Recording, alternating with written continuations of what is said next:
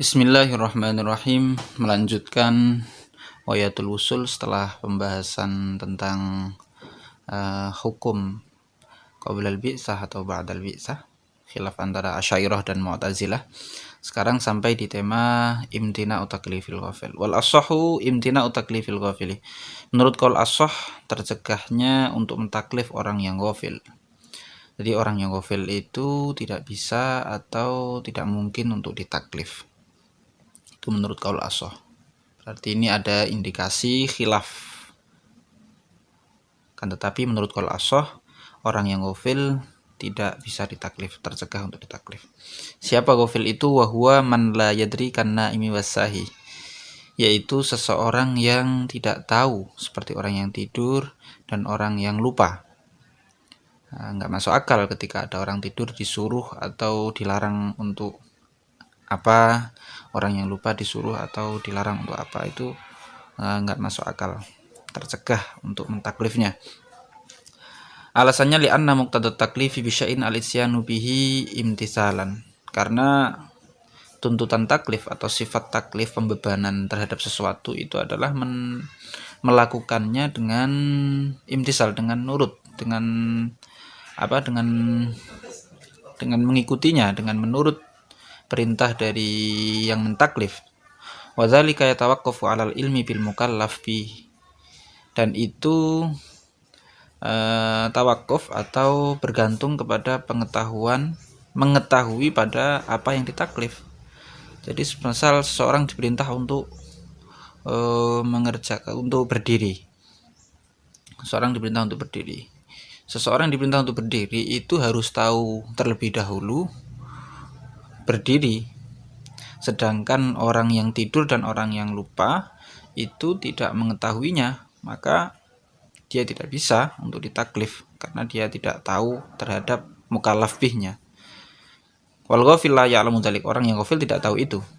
Wa minhu as-sakranu wa in ujriya alaihi hukmul mukallafi taglidun alaihi. Termasuk dari ghafil adalah orang yang sakron. Sakron itu orang yang mabuk.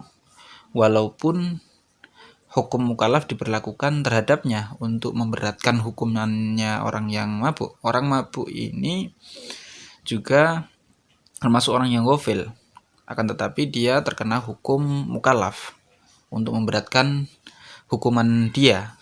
Sebenarnya ada pentafsilan ya, kalau sakron mabuknya itu karena sengaja, maka dia dihukum mukallaf dan masih diberikan taklif.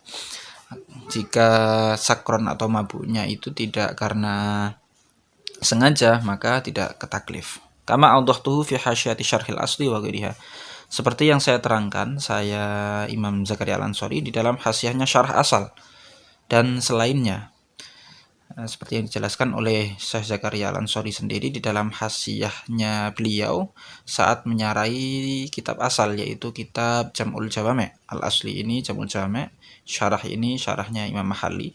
Kemudian syarah Imam Mahalli terhadap Jam'ul Jawami' ini dihasyai oleh Imam Zakaria Al-Ansori sendiri. Jadi beliau juga punya, selain meringkas Jam'ul Jawami', beliau juga menghasyai syarahnya Jam'ul Jami' milik Imam Mahalli itu.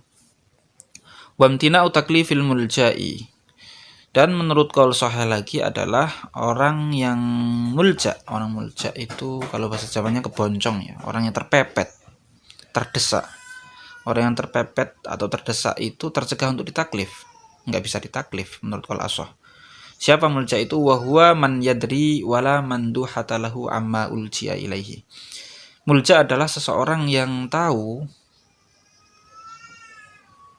dan tidak bisa menghindar kepada apa yang dia sedang terdesak itu.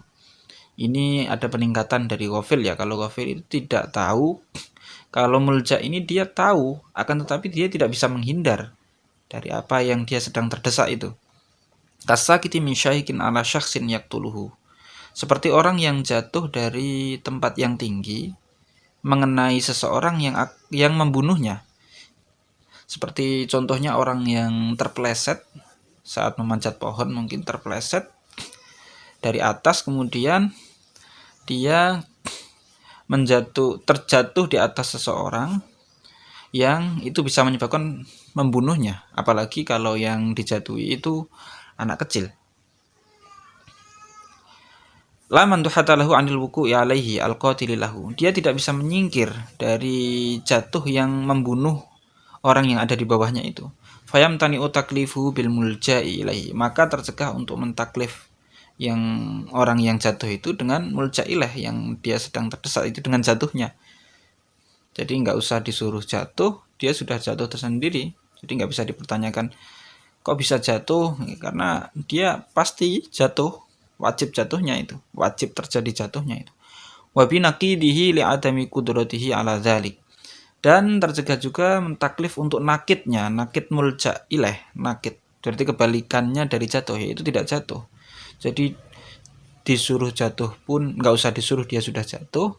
Disuruh tidak jatuh, dia pun tidak bisa. Jadi antara jatuh dan tidak jatuh dia tidak bisa menghindar. Dia tahu bahwa itu akan membunuh dan mencelakai seseorang, tetapi dia tidak bisa menghindar. Itu orang mulja. Dia tidak bisa untuk mulja ilaih atau nakitnya. Li'anal awwala wajibul wuqi, karena yang pertama yaitu jatuh itu wajib terjadi. Wasani mumtani'uhu, dan yang kedua itu tidak bisa terjadi. Nah, artinya ketika orang yang sudah terlanjur jatuh itu tidak bisa untuk tidak jatuh. Wala qudrata lahu ala wahidin minhuma, dan dia tidak punya kuasa untuk salah satu di antara keduanya. Wakila yajuzu takliful ghafil, ini muqabilnya qaul ashah ya. Menurut satu qil adalah boleh untuk mentaklif ghafil wal mujai dan mulja. Orang ghafil, orang mulja menurut satu pendapat boleh untuk dikasih beban. Boleh untuk dibebani hukum, dibebani suatu perintah atau larangan. Binaan ala jawazi taklifi bima la yutaku. Karena didasari atau berdasarkan kepada bolehnya mentaklif dengan sesuatu yang tidak mampu. Mentaklif atau menyuruh terhadap sesuatu yang mustahil atau yang tidak mampu itu saja boleh. Kenapa ghafil dan mulja tidak boleh untuk ditaklif? Contoh dari taklif bima la yutak adalah kahamlil wahidi as-sakhrata al-azimata. Seperti perintah untuk memerintah terhadap seseorang untuk membawa batu yang besar. Seperti contoh perintah untuk memindahkan gunung. Ini kan mentaklif, menyuruh untuk memindahkan gunung. Ini menyuruh sesuatu yang tidak dimampui, tidak kuat. Menurut satu pendapat mengatakan boleh dengan berdasarkan itu. Warudda, dan qil ini ditolak bi annal fa'idata fit taklif bidzalik minal ikhtibar. Dan pendapat ini ditolak bahwa faidah atau fungsi dari taklif bima la yutak ini adalah untuk mencoba hal yakhudu fil muqaddimati. Apakah dia mau berusaha, atau nanti setidaknya dia mau berusaha untuk memindahkan gunung itu, walaupun nanti endingnya dia tahu bahwa dia tidak kuat. Faedahnya ada. Nah, faedah itu muntafiyatun. Faedah itu tidak terjadi fi taklifi man dzukir. Faedah untuk berusaha itu tidak terjadi di dalam ghafil dan mulja.